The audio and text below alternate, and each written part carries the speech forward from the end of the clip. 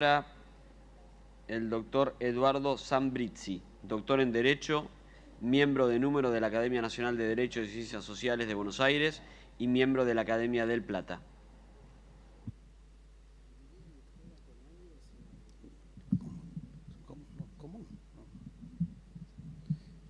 Bueno, muy buenos días. Seguidamente expondré algunas ideas sobre la persona humana, el derecho a la vida y el aborto. En primer lugar, cabe recordar que, de acuerdo al artículo 19 del Código Civil y Comercial, la existencia de la persona humana comienza con la concepción, en la que se crea un nuevo ser. Eso mismo acaba de afirmar la Academia Nacional de Medicina en su reciente declaración del 22 de marzo último, reiterando de tal manera declaraciones anteriores. Y es precisamente desde ese momento, de la concepción, que la vida humana merece protección jurídica, no produciéndose en el embrión de allí en adelante ningún cambio ontológico. Cada etapa del desarrollo del embrión exige la anterior, ya que se trata de la misma realidad, del mismo ser, que no llegará nunca a ser humano si no lo es ya entonces. También para la Constitución Nacional la vida humana comienza con la concepción.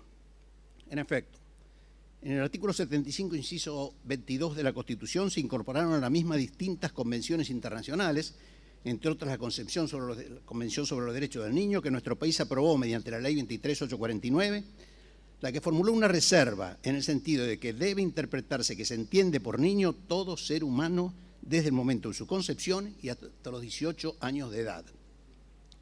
Y en el artículo 6 de dicha convención se establece que los Estados partes reconocen que todo niño tiene derecho intrínseco a la vida y que los Estados partes garantizarán en la máxima medida posible la supervivencia y el desarrollo del niño. Resulta claro, por tanto, que no se puede sostener que todo niño tiene derecho a la vida y a la vez afirmar que algunos no tienen ese derecho. Además, en el artículo 75, inciso 23 de la Constitución, se establece la protección del niño desde el embarazo, de lo que resulta el reconocimiento del derecho a la vida desde antes del nacimiento. Por todo lo cual, la Corte Suprema de Justicia sostuvo, en el caso Portal de Belém, que el derecho a la vida es el primer derecho natural de la persona humana, preexistente a toda legislación positiva y que resulta garantizado por la Constitución Nacional, derecho presente desde el momento de la concepción, reafirmado con la incorporación de tratados internacionales con jerarquía constitucional. Eso mismo dijo la Corte en un fallo posterior conocido caso Sánchez. Ahora bien, si para nuestro país se es niño desde la concepción y si como resulta de la Convención sobre los Derechos del Niño, los Estados partes, entre ellos la Argentina, reconocen que todo niño tiene derecho a la vida, debiendo garantizar ese derecho, la Argentina no puede dictar una ley permitiendo el aborto. La persona humana tiene una dignidad intrínseca, objetiva, poseída por todos, que es inherente a su carácter de persona, lo que le confiere una serie de derechos fundamentales de carácter inviolable y que no pueden ser impunemente conculcados, entre otros, a que se respete su vida desde el comienzo de su existencia. Y ese derecho es patrimonio de todo hombre por el solo hecho de serlo, por lo que no puede encontrarse a disposición de la voluntad, mayoritaria o no, de las demás personas. Las personas no tienen distintos grados de dignidad, debiendo recordar que el artículo 51 del Código Civil y Comercial dispone que la persona humana es inviolable y en cualquier circunstancia tiene derecho al reconocimiento y respeto de su dignidad. El abandono del principio de la indisponibilidad de la vida humana podría llevar, más tarde o más temprano, al principio opuesto de la disponibilidad absoluta de la misma. Cuando la libertad suprime la vida, es una libertad que se suprime a sí misma. El aborto no puede nunca celebrar la libertad porque su fin es suprimir la vida. En el aborto se suprime la libertad del niño que va a nacer. Es usual escuchar como uno de los argumentos a favor del aborto que la mujer tiene derecho a disponer de su cuerpo, como si la persona por nacer en cualquier estadio de desarrollo en el que se halle fuera una parte de la madre, lo que no es así.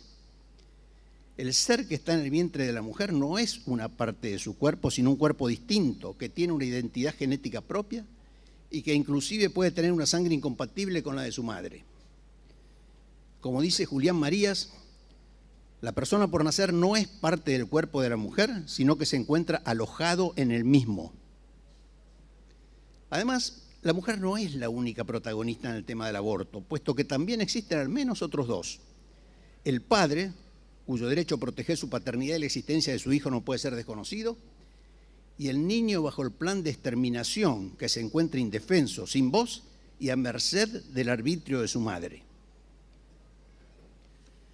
Lo cierto es que resulta una sorprendente contradicción el hecho de que, no obstante reconocerse a los derechos humanos como inherentes a toda persona y previo a toda constitución y legislación, y justo en una época en la que se afirma públicamente el valor de la vida, el derecho a la vida misma queda prácticamente negado y conculcado, en particular en uno de los momentos más emblemáticos de la existencia, como es en la primera etapa de su desarrollo. Nunca, escuchen bien, nunca en la historia mundial se cometieron tantos atentados contra la persona concebida en el seno materno como los perpetrados en el curso de las últimas décadas, siendo realmente aterradora la cantidad de víctimas de este nuevo holocausto. No desconozco, sino por el contrario, las difíciles situaciones en las que pueden encontrarse muchas mujeres con motivo de su embarazo, con respecto a lo cual debe actuar el Estado. Creo que se deben prevenir los embarazos no deseados y respetar, ayudar y atender a las madres que no quieren o no pueden criar a sus hijos. Pero ello, que es ciertamente relevante, se haya muy alejado de aprobar una legislación que permita matar al ser humano cuando se halla en el vientre de su madre. Y aunque existiera un conflicto entre ambos, deben prevalecer los derechos del niño como establece expresamente la Convención sobre los Derechos del Niño, debiendo en todo caso facilitarse su adopción por terceras personas. El Estado nunca debe involucrarse en la eliminación de seres humanos inocentes, ya que su verdadera obligación es la de garantizar su interés superior y su supervivencia. Los legisladores deben tener muy presente que las normas que se sancionen a nivel nacional o provincial que autoricen la muerte provocada de modo directo de una persona inocente carecen de validez constitucional, lo que es así mientras no sea reformada la Constitución, resultando irrelevante que los afectados tengan unas horas, una semana o 3 meses de gestación, pues todas las personas desde su concepción tienen el mismo derecho a la vida. La aprobación del aborto implica el desconocimiento de la dignidad que tiene toda persona humana, no pudiendo haber verdadera democracia si no se reconoce la dignidad de cada persona y no se respetan sus derechos. Muchas gracias.